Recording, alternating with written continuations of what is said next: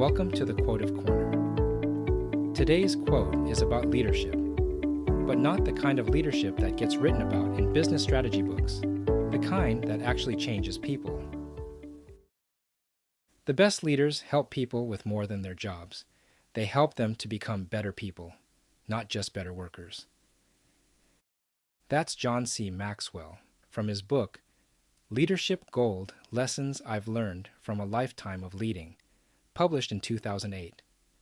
Maxwell is one of the most widely read authors on leadership in the world, over 100 books, tens of millions of copies sold, and a career spanning more than 4 decades of speaking, teaching, and coaching leaders across virtually every sector. This quote appears in a chapter structured around questions every leader should ask, specifically under the question, are the people growing? The full version in the book reads, "The best leaders help people with more than their jobs. They help them with their lives. They help them become better people, not just better workers.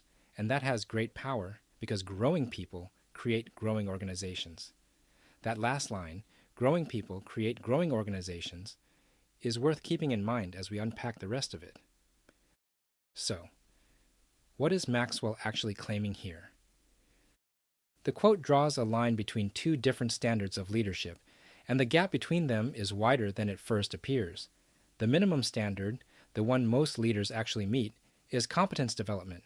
You hire people, you train them, you give them tools, you evaluate their performance, and you help them get better at the specific tasks their role requires. That's functional leadership.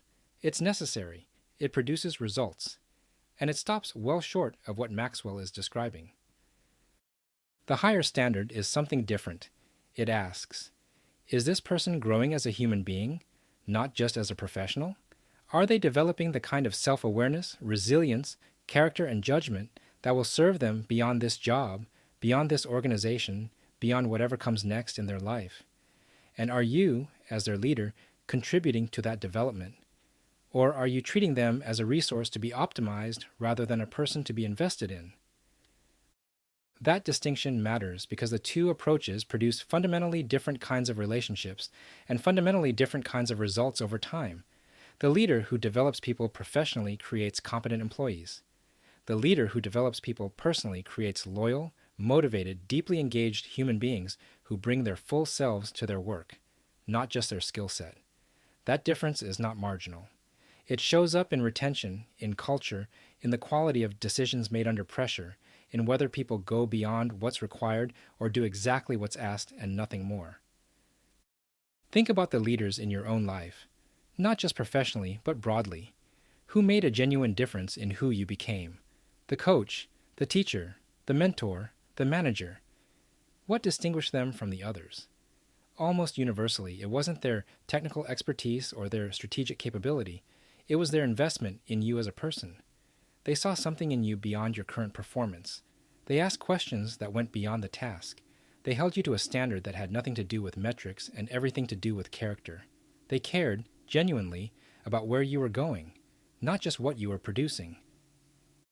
That quality, the willingness to engage with the whole person rather than just a professional function, is what Maxwell is describing as the mark of the best leaders, and it's rarer than it should be, because it requires something that most organizations don't reward directly, and many don't even track.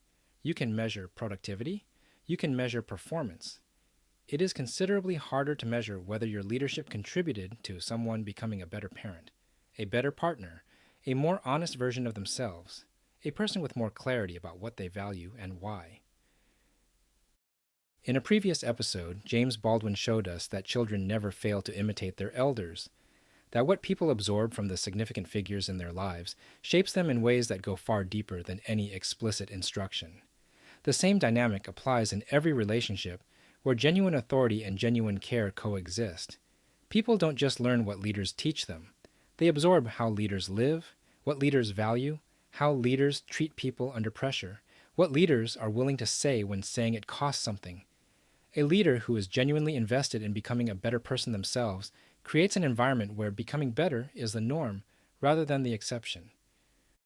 This also connects to something we discussed in another episode where Dick Winters demonstrated throughout his leadership of Easy Company, that the trust his men placed in him was not based primarily on his tactical intelligence, though that was considerable. It was based on his character, on the fact that he held himself to the same standard he held everyone else, that he was transparent about difficulty, that his attention was consistently on his people rather than on his own advancement. He was making better soldiers, but he was also, and this is the part that comes through most clearly in the accounts of the men who served under him, making better men. Maxwell's full passage makes the organizational case for this approach. Growing people create growing organizations. That's the practical argument, and it holds up. An organization populated by people who are developing, who are becoming more capable, more self-aware, more principled, more resilient, is an organization with compounding returns on its human capital.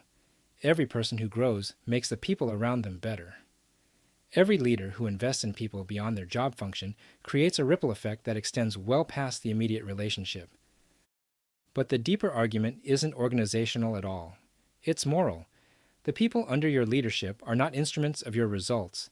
They are human beings with their own trajectories, their own potential, their own lives that extend far beyond whatever role they currently occupy. A leader who treats them only as workers, who extracts performance without investing in the person, has missed something fundamental about what it means to have influence over another human life. Now, the honest counterpoint, because this show doesn't skip it. There are real boundaries in the leader-follower relationship that this philosophy, taken carelessly, can blur. Not every leader is equipped to be a life coach, and not every person being led wants that kind of investment. Some people draw a clear line between their professional development and their personal life, and a leader who crosses that line without invitation, however well-intentioned, can feel intrusive rather than invested. The best leaders help people with their lives when that help is welcome, not imposed. The invitation matters, and the help has to come from genuine care, not from the organizational benefit that comes with a more developed team member. With that balance in place, Maxwell's standard is one of the most useful I've encountered for evaluating what kind of leader you want to be, or what kind of leader you want around you. The question isn't just, are my people performing? It's, are my people growing? And, am I part of the reason they are? Thanks for spending a few minutes here at the Quotive Corner. If this one made you think about a leader who invested in you beyond your job, or made you consider what kind of investment you're making in the people you lead, that's worth some honest reflection. As always, wisdom isn't in the quote, it's in the reflection. Looking forward to seeing you in the next one.